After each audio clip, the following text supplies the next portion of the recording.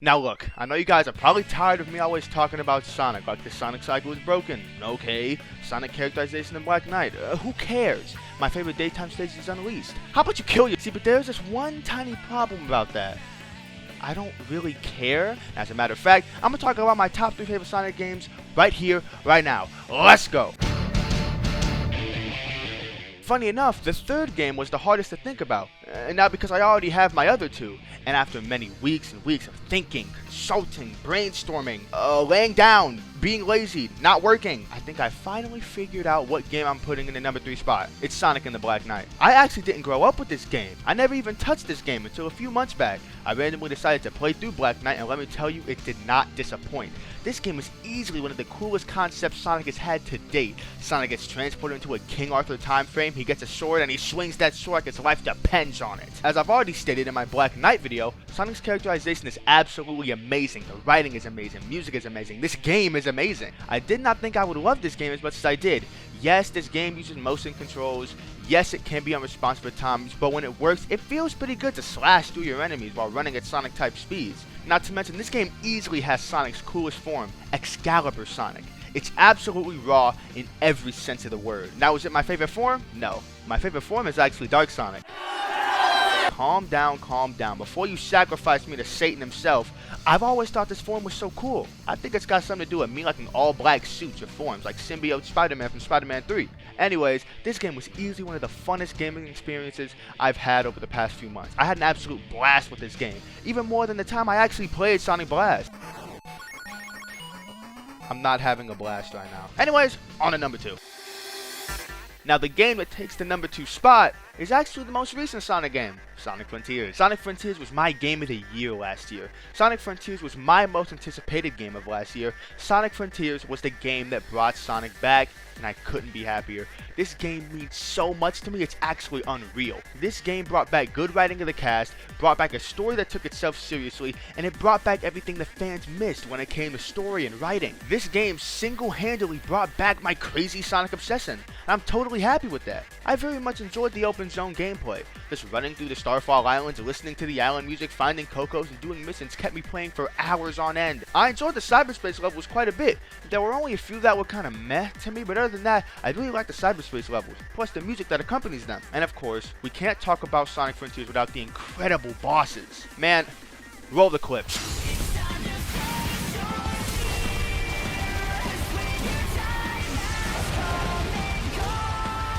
Definitely the biggest moment of Frontiers for me, and for a lot of people. Fighting these huge titans as Super Sonic with probably the best vocal themes to date, and just plain joy when playing. Easily the hypest moments I've had in this game. As of writing the script, the DLC has been out for a few days, bringing me more replayability with this game. I've been taking some photos with photo mode, and I've been finding those music notes to unlock every unlockable song in Frontiers. And Battle Rush is easily the most fun I've had refighting enemies and bosses in this game. Finally having a way to refight the bosses is such a good addition. I've already talked a bunch about Frontiers in the other Sonic videos I've done, but I just love this game too much. But not as much as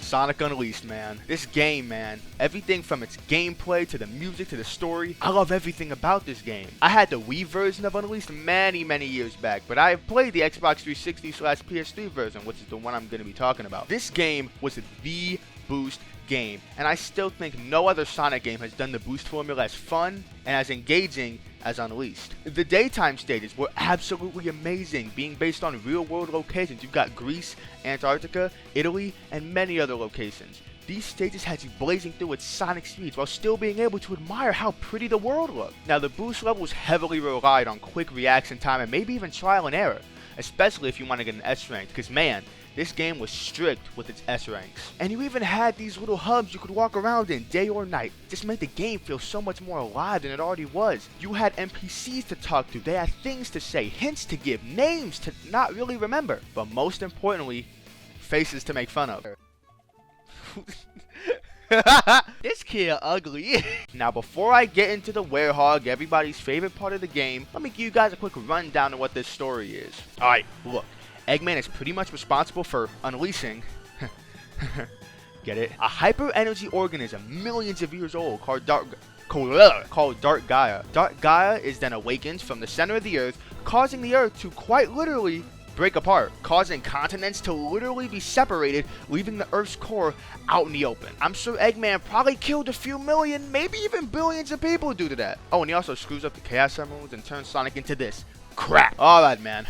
Let's talk Werehog. People don't like the Werehog due to its slow-paced beat-em-up type gameplay. Sure, it's different from other Sonic games, and yes, it is a gimmick, but I really enjoy the Werehog. It's got some of the best music in the entire game. The combos, while simple, are fun and flashy, and it's much more heavy on platforming, which I do enjoy. I will say though, the Werehog levels can be quite long, going on for nearly 20 minutes on a single stage, but at least it's got banger boss fights like the Gaia Phoenix. Excuse me. Now, the regular Sonic boss fights are pretty good too, but not nearly as good as the Werehog's fights. And you know what else is good in the game? The music. Planetary Pieces, that's the name of the OST for this game, and by God, it's absolutely gorgeous. You've got such bangers with both the daytime and nighttime stage variants, with daytime tracks such as Windmill Isle, Arid Sands,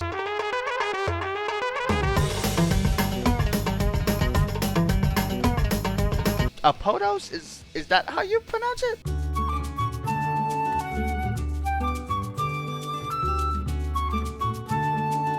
Dragon Road?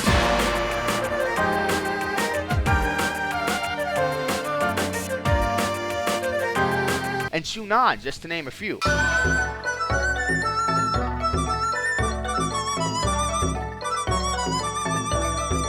You've also got your nighttime stages like Apotos?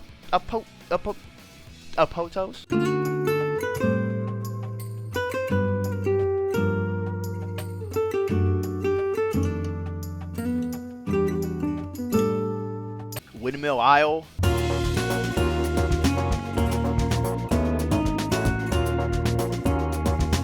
Begonia. Arid Sands.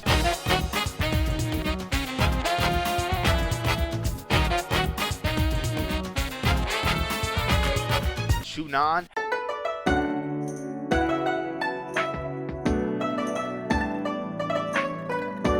And Dragon Road, just to name a few as well.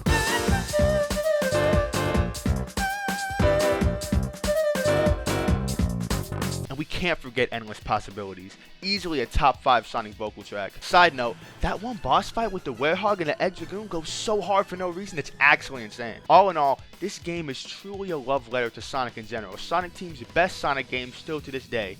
Now, I know the unleashed haters out there are gonna say something like, well, but IcedJuice, the meta collecting sucks, it's so stupid. Oh yeah, well, you're ugly. Alright, I think I'm done talking about my favorite Sonic games right now. Well, but IcedJuice, are you done talking about Sonic? God, no, what are you, stupid? Ain't nothing like a phone, give me.